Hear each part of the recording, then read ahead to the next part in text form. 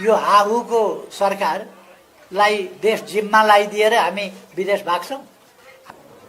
सुविधाहरू फिर्ता गर्छु, गाडी फिर्ता गर्छु, पासपोर्ट रोक्छु, यिनीहरूमाथि मुद्दा चलाउँछु, धाक लगाएर बसेको छु। सरकारका केही कर्तव्य हुन्छन् कि हुँदैनन् म सोध्न चाहन्छु। सुरक्षा दिनुपर्छ कि पर्दैन?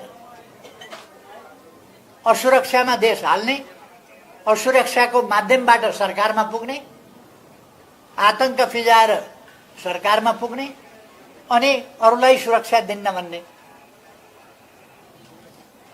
यो कुन तरिका हो? धाक लगाएर बसेको छ।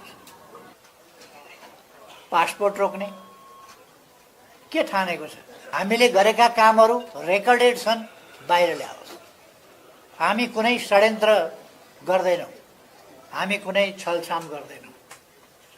छलछाम र षड्यन्त्र होइन, हामी पारदर्शी ढङ्गले अगाडि बढ्छौँ।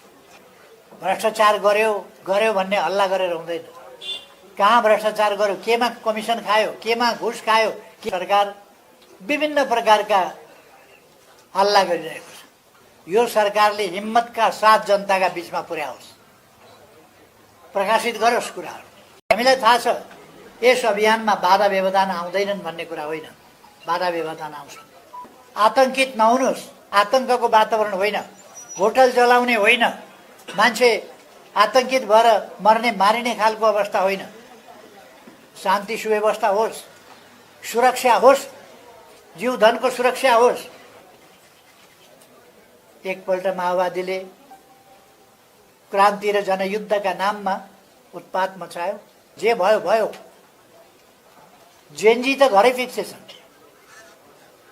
घर घरमै छन् नि जेनजी भनेको।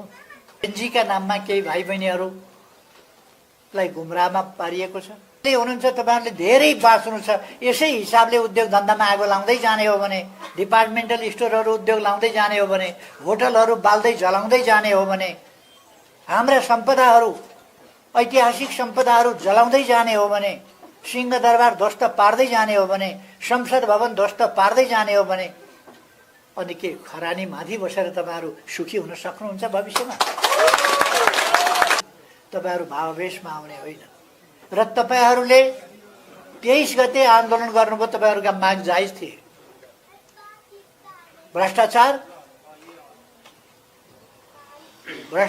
सर्वत्र भ्रष्टाचार भयो, रोकियोस्। म त्यही प्रयासमा थिएँ। नमस्ते, सब्सक्राइब गर्नुभयो? छैन? गरिदिनु यार, के जान्छ यार।